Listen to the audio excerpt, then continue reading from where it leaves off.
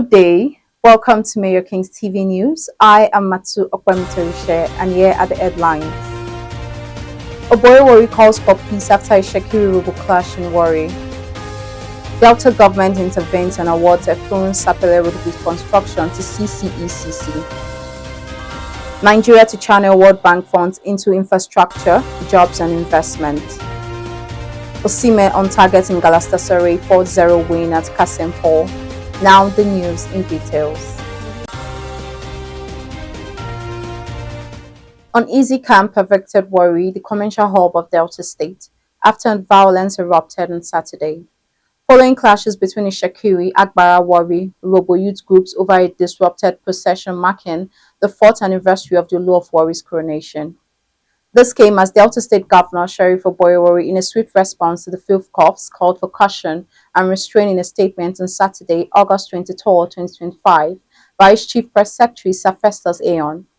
Recalling how tension gripped Warri on Saturday following a violent clash between Itsekiri and Urhobo youths at Okere Roundabout over renewed land claims and disputed cultural celebrations. The groups were seen firing gunshots and attacking one another, leaving several people injured. The conflicts quickly spread to key markets such as Igbo Market, Okere Market, with traders already closing their shops and residents fleeing amid gunfire and war cries. The governor further appealed to residents and other stakeholders in the oil city to shun all actions capable of disrupting the existing peace and stability in the area. He assured his administration remained committed to revitalizing infrastructure in Warri, stressing that peace was crucial to unlocking the city's huge economy potential and sustaining ongoing development efforts. The Delta State government has intervened in the deploration condition of a critical section of the Warri Sapele Road, awarding the reconstruction contract to China's Civil Engineering Construction Corporation, CCECC. The project, advertised by the State Tenders Board over the stretch from the Spare Parts Market U-turn in a field just after Oborevwori Junction before Ometa Bridge in Uwe and Okwe local government areas. The reconstruction is scheduled for completion within 12 months. The project also features stormwater drains, reinforced concrete pavement, and a durable wearing course at an estimated cost of 35 billion naira.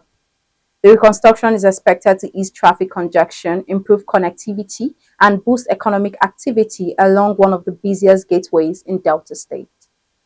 Although the Warri Sapele Road is under jurisdiction of the federal government, years of failed sections, gridlock, and frequent accidents have made it a nightmare for commuters and businesses. Now on the entertainment news. Fina, the winner of the Big Brother Naija Season 7, has demanded that her sister, Ruth Otabo, be flown to India for medical treatment. Recalling the accident which occurred on August 13, 2025 near Auchi Polytechnic, Edo State, left Ruth with severe injuries that resulted in the amputation of her leg.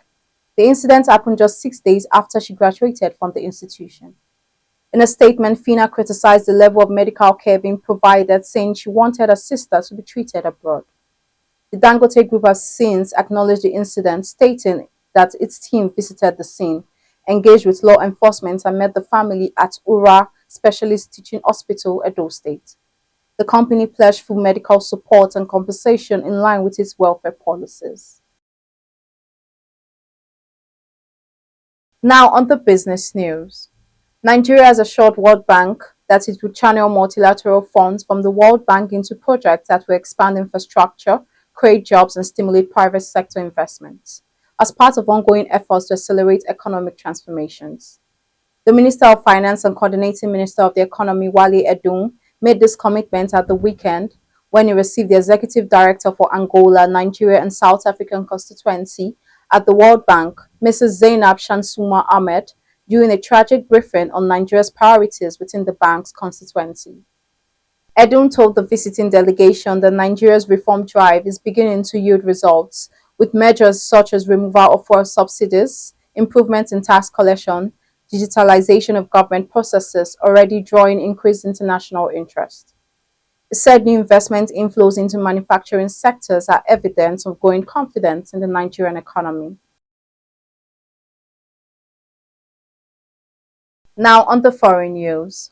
President Volodymyr Zelensky has said Ukraine will continue to fight for its freedom, while it calls for peace are not heard. In a defiant address to the nation on its Independence Day, Zelensky's remarks came after Moscow said Ukraine had attacked Russian power and energy facilities overnight, blaming drone attacks for a fire at a nuclear power plant in its western coast region. Also on Sunday, Russia and Ukraine both confirmed the prison swap had taken place with 146 soldiers on each side being exchanged.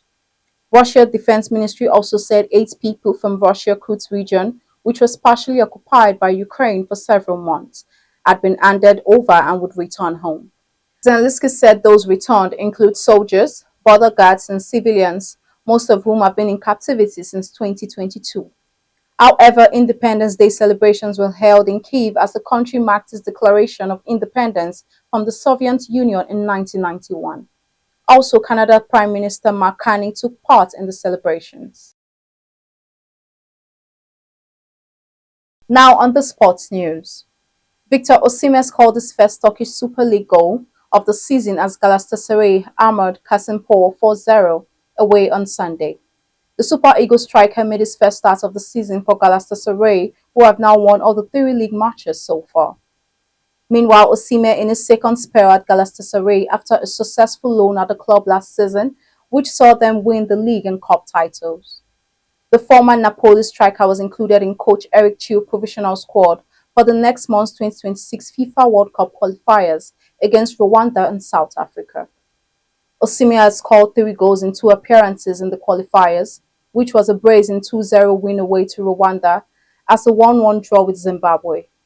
The Super Eagles are in 4th place on 7 points and 6 points drift of Group C leaders, South Africa.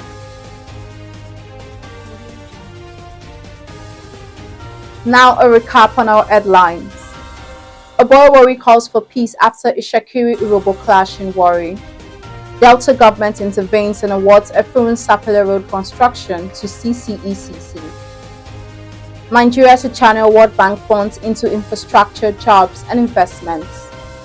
Osimhen on target in Galatasaray 4-0 win at Kayserispor. That's the news as detailed by Timiola Emanuela. I am Matu Akpamitorishe. Thanks for watching.